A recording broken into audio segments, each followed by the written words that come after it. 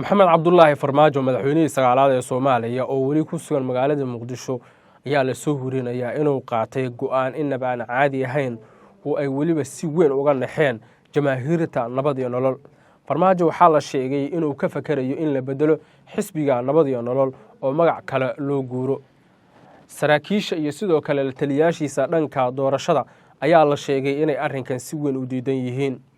xogta la helaya waxay tilmaamaysaa in sidoo kale Farmaajo uu soo jeediyay hal qodob oo cajiib ah kaasi oo si weyn loo soo dhaweeyay ahaana in xisbiga la ballaariyo. dabcan in xisbiga la ballaariyo oo nabad iyo nolol laga dhiga xisbi weyn oo cid walba ay ku jirto dabcan maanta cid diidan ma laha, laakiin waxa ugu weyn oo hadda la diidan yahay waa in laga guuro magaca xisbiga nabad iyo nolol oo loo guuro magac kale, taasi oo la sheegay in si weyn la isku khilaafsan yahay. weliba waxaa la leeyahay jamaahiirta nabad iyo nolol ee magacan qaybta ku lahaa ayaa diidan. Farmaajo waxaa la sheegay inuu weli wado xog ururin iyo sidoo kale afkaaro kala duwan oo uu leeyahay dhammaan taageerayaasha nabad iyo nolol. xildhibaanada taageersan Farmaajo, xildhibaanada la dhacsan maamulkiisa iyo sidoo kale xildhibaanada dabcan xilligan kaambeynka u qaabilsan ayaa la soo warinayaa in sidoo kale ay Farmaajo kula taliyeen in xilligan aan laga guurin xisbiga. ballaarin xoog leh ayaa lagu sameynayaa. Farmaajona kulamada uu ka wado magaalada Muqdisho waxay noqdeen kuwa tiro beel ah. 48 saac la soo dhaafay 7 kulan oo kala duwan ayuu la qaatay siyaasiyiin, waxgarad, cuqaal, nabadoono iyo sidoo kale xildhibaano. dhammaan dadka uu la kulmeen waxaa la sheegay Farmaajo inuu kala hadlay mustaqbalka iyo aayaha xisbiga nabad iyo nolol iyo doorashada 2025 May. muddo kororsiga ay filla Soomaaliya u hanqaltaagayso iyo sidoo kale caburinta lagu hayo bahda saxaafadda, odayaasha dhaqanku aan hadli karin iyo sidoo kale cagajugleynta filla Soomaaliya ka imaanaysa waa qodobo kale oo waaweyn oo la aaminsan yahay inuu Farmaajo doonayo in laga hortago si aysan filla Soomaaliya qodobadaasi ugu dhaqaaqin. dhawaan wuxuu sheegay hadal saameyntiisa yeeshay oo ahaa in gaajo daran shii daran uu ka jiro magaalada Muqdisho. hadalkaasi waxaa la sheegay in filla Soomaaliya ay dhibsatay. markii dambena madaxweyne xasan sheekh maxamuud ayaaba u jawaabay Farmaajo uu yiri waa inaad guryaha ka soo baxdaan oo aad timaadaan bannaanka si aad u aragtaan amniga iyo nabadda ka jira magaalada Muqdisho, taasoo loo arkay inay tahay fariin ku socota mucaaradka iyo madaxweyne Farmaajo. si walbaba ha ahaatee xaaladaha hadda ka jira geyiga Soomaaliya, loolanka doorasho ee jira sidee wax isku bedelayaan iyo xaaladaha hadda soo kordhay waxay ku tusinayaan in kursiga madaxtinimada ee Soomaaliya uu gaaray halkii ugu sareysay, iyadoo oo dhinaca kale uu ku eedeynayo inuu isagu uu doonayo muddo kororsi. mucaaradku waxay leeyihiin 15 May 2026 wixii ka dambeeya xasan sheekh maxamuud madaxweyne ma ahan, halka xubnaha kale ee xisbiga nabad iyo nolol iyana ay leeyihiin fikirka ka duwan oo ah in wixii wada hadal iyo wada xaajood ah si hoos loo xaliyo.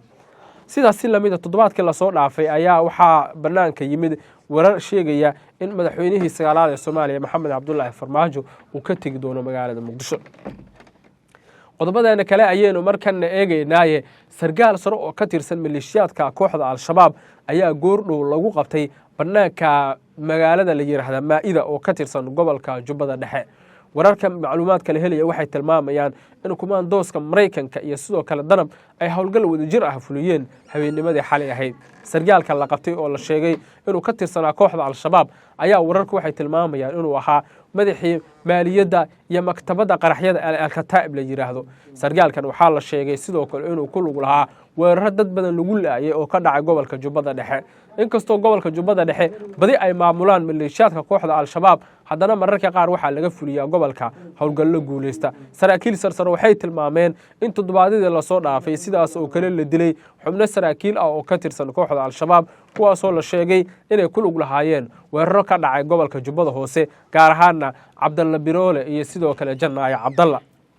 qodobkeena ugu dambeeyana macluumaadka wararka laga helayo magaalada Saylac ee gobolka Awdal ayaa waxay tilmaamayaan in xiisado culus laga soo warinayo gudaha magaalada Saylac. isku dhacyo ayaa laga cabsi qabaa inay dhex maraan ciidanka Somaliland iyo jabhadda beesha Ciise. saraakiil sarsare oo ka tirsan Somaliland waxay sheegeen in jabhadda beesha Ciise ay ballantii ka baxday, ballantaas oo ahayd inaysan wax u eg arbushaad, qalalaase amni iyo dhibaato aysan ka sameeyeen gudaha magaalada Saylac. waxaase la soo warinayaa in jabhadda beesha Ciise ay arrinkaasi ka baxeen. suldaanka guud ee beesha ciise ayaa isaga laftirkiisa lasoo warinayaa in lagu cagajugleeyey in tallaabo laga qaadi doono. habeenkii xalay hayda warar soo baxay oo aan xaqiijintooda ku daba jirna waxay tilmaameen in la weeraray guriga uu deganaa suldaanku, waxaase wararka la helaya hadda ay tilmaamayaan in weerarku uu ahaa mid qorshaysan oo uusan sababin wax khasaare ah, dhimasho ama dhaawac. laba sargaal oo ka tirsan milatariga Somaliland ayaa goordhow waxay tilmaameen inay gacan bir ah ku qaban doonaan cid walba oo loo arko in ay ay ka qayb qaadanayso ficilada ka dhanka ah bini'aadantinimada iyo weeraro ka dhaca magaalada Saylac oo ka tirsan gobolka Awdal. Saylac xiisadeedu waa ay kacsan tahay, waxaana mar walba laga cabsi qabaa dagaal, iyada oo faahfaahinta macluumaadyaduna ay intaa ku darayaan in jabhadda beesha ciise iyo ciidanka Somaliland ay halkaa ku wada dagaalami karaan. guud ahaan saaxiibayaal wararkeen intaas ay ku dhan yihiin. hadday tahay markii kugu horeysayna ku soo biir janalkan, waa mahadsantiin saaxiibayaal, soo dhawaada.